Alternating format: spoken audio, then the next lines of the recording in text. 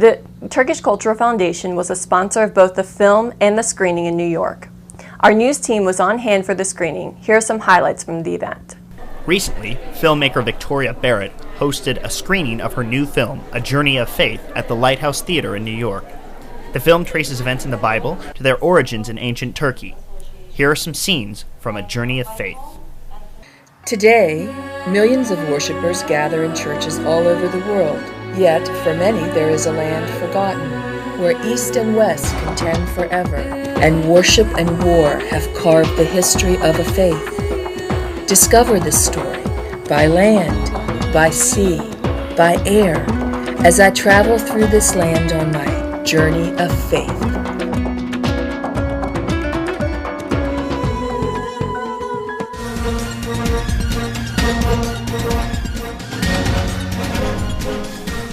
Recently, Congressman Pete Sessions, chairman of the National Republican Congressional Committee, met with members of the Turkish American community at an event organized by TC USA PAC, which is a bipartisan political action committee.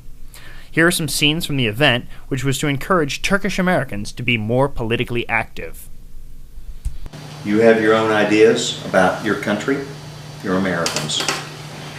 You have seen much of the world more than most Americans, and can relate to a world that can become dysfunctional, a world that does not produce results, a world where bitter hatred and divide occurs.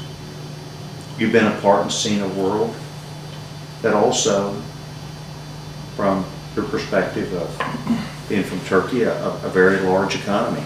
I don't know, 18th, 20th, 17th largest, 17th largest economy in the world. One that has a very close relationship with people around the world, including the United States of America. You made a choice, a decision to come to this country, and this country is better because of the decisions that you and other people have made to come here. I wish we could get to the point where when people came here, they would set aside their differences and simply go to being an American and making this country stronger. So I'm interested in engaging each of you, yes, as Turkish Americans, but I'm interested in engaging you on what our country's still going to look like. It's still just an experiment.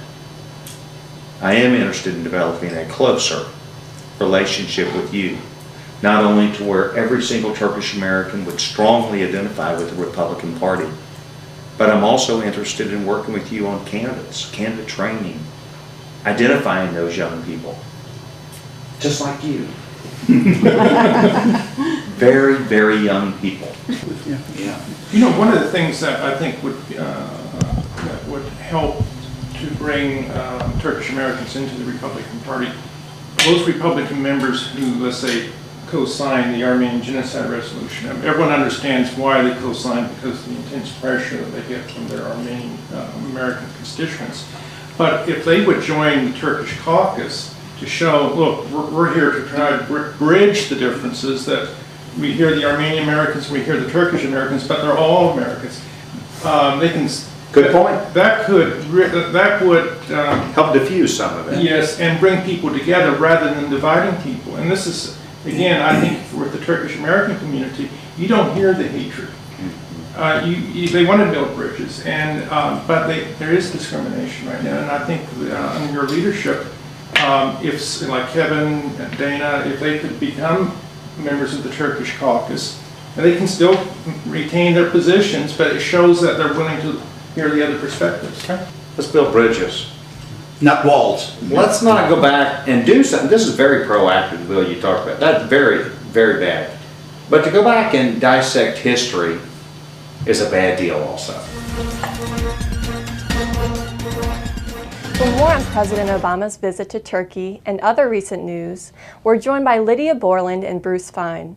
Lydia and Bruce, welcome to A New World. Thank you. First question. Do you think President Obama's visit to Turkey will create a new era in U.S.-Turkish relations? Bruce? I think there's likely to be more continuity than discontinuity. Lord Palmerston, a very famous British diplomat, once stated that countries have interests, not permanent friends or enemies. And it's largely going to be national interests that will dictate the ultimate relationships between the United States and Turkey. But I do think that the tone that President Obama displayed is going to be more constructive than the more bullying and arrogant tone of his predecessor in the White House. But I don't think that we should anticipate some new era like the dawning of a new sun in the relationship. Lydia, what about you? Turkish headlines today were screaming, "New era in U.S.-Turkish relations. Obama brings change." So I think very much the mood in Turkey is very positive. While Obama was in Turkey in Parliament and during question and answers period, he talked about a model partnership between the two countries. This is something that's never been used before. American presidents have talked about a strategic relationship, but a model partnership is something that he put forward, and I'm sure there's going to be a lot of discussion in the next couple of weeks of what exactly that means. Was President Obama's trip to Turkey successful? During his town hall meeting, do you think he connected with the students who attended? I think not only in the town hall meeting, I think he was very successful speaking at the Turkish parliament. He did raise some sensitive issues, but he did also have some very positive messages that were reflected in the press the next day. He said the U.S. is not at war with Islam. The U.S. is at war with terrorism. He talked about working together to combat Al-Qaeda and PKK. And he talked about Turkish-Armenian relations and the rapprochement. So he made a lot of positive messages, and the second day, on Tuesday, he did meet with Turkish students, and he was asked very pointed questions. He did a good job answering them. You know, he's very poised and very articulate. So in terms of the image of the U.S., I think he was very successful in portraying a positive image of the U.S. Bruce, what do you think? Well, I don't want to rain on the party, but you remember similar kinds of euphoria emerged after the president and the vice president said they was pressing a reset button with Russia. And the reset button was pressed, and basically the same differences remain over the missiles in the Czech Republic and Poland, over South Ossetia, Abkhazia, and Georgia, over the strategic arm limitations talks, whether you admit Ukraine and Georgia into NATO, all those sorts of things. And I think that it can look as a short-term success with these great expectations. I don't want to draw the parallel too closely, but after Mr. Chamberlain returned from Munich in 1938, he was cheered, and this is a great success. We're obviously not at that situation here, but if you create expectations that are too high and don't put down clear understanding that there are going to be differences, I think you're creating a future that could be very rocky indeed. But Bruce, you can't compare Turkey to Russia. Turkey's a NATO ally, and Turkey and the U.S. have many issues in which they're working with together. You really can't compare. I wasn't trying to suggest at all that Turkey was estranged from the United States like Russia. I'm just saying that all the words in the world cannot overcome genuine differences, and I do think that there are differences that Turkey has with the United States over the Kurdistan regional government, what's going to happen in Iraq, what should be done in Afghanistan.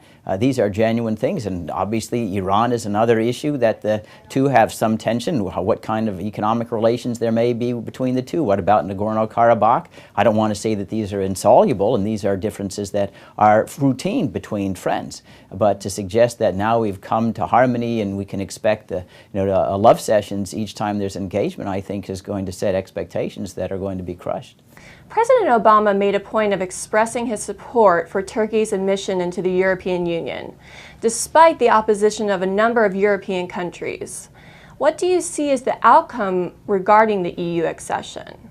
Well, while he was in Europe for the NATO meetings, he did raise the EU issue with the French and the Germans, and the French and Germans rebuffed him and basically said that it would backfire.